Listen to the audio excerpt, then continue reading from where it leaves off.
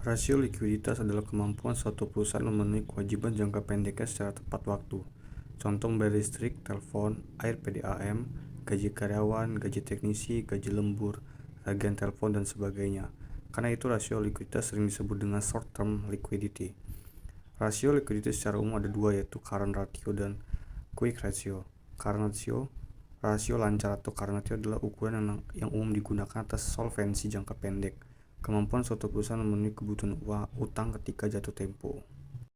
Rumus current ratio sama dengan current asset per current liability. Keterangan current asset sama dengan aset lancar merupakan pos-pos yang berumur 1 tahun atau kurang atau siklus operasi usaha normal yang lebih besar. Current liabilitas sama dengan utang lancar yang merupakan kewajiban pembayaran dalam 1 tahun atau siklus operasi normal dalam usaha.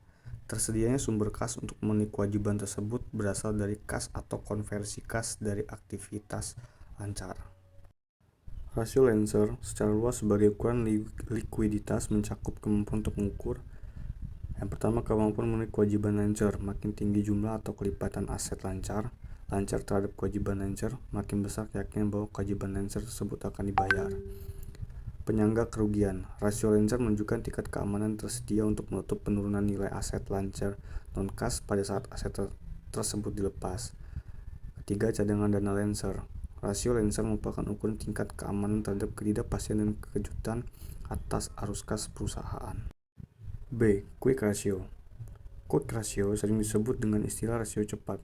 Rasio cepat merupakan ukuran uji solvensi jangka pendek yang lebih teliti daripada rasio lancar, karena pembilangnya mengeliminasi persediaan dianggap aktif, aktiva lancar yang sedikit tidak liquid dan kemungkinan menjadi sumber kerugian.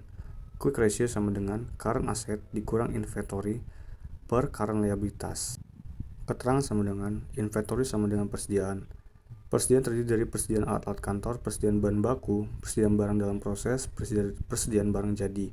Tujuan manajemen persediaan adalah mengadakan persediaan yang dibutuhkan untuk operasi yang berkelanjutan pada biaya yang minimum. Selanjutnya C. Net Working Capital Ratio. Net Working Capital Ratio merupakan suatu ukuran dari likuiditas perusahaan.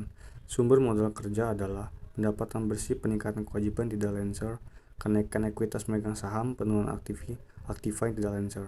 Net Working Capital Ratio sama dengan current ratio dikurang current liabilitas. Selanjutnya D. Cash Flow Liquidity Ratio. Cash Flow Liquidity Ratio merupakan rasio likuiditas arus kas. Cash Flow Liquidity Ratio ini merupakan bahwa jika rasio ini mengalami peningkatan, maka menunjukkan kemampuan perusahaan dalam mengatasi berbagai permasalahan kewajiban jangka pendeknya baik, dan sebaliknya.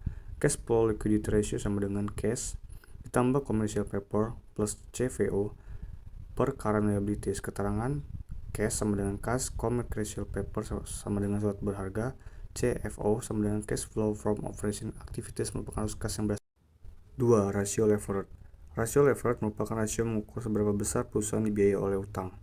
Penggunaan utang yang terlalu tinggi akan membahayakan perusahaan karena perusahaan akan masuk dalam kategori extreme leverage atau utang ekstrim, yaitu perusahaan terjebak dalam tingkat utang yang tinggi dan sulit untuk melepaskan beban utang tersebut. Rasio leverage secara umum ada 8, yaitu debt to total asset, debt to equity ratio, time interest earned, cash flow coverage, long-term debt to total capitalization, fixed charge coverage, and cash flow adequacy.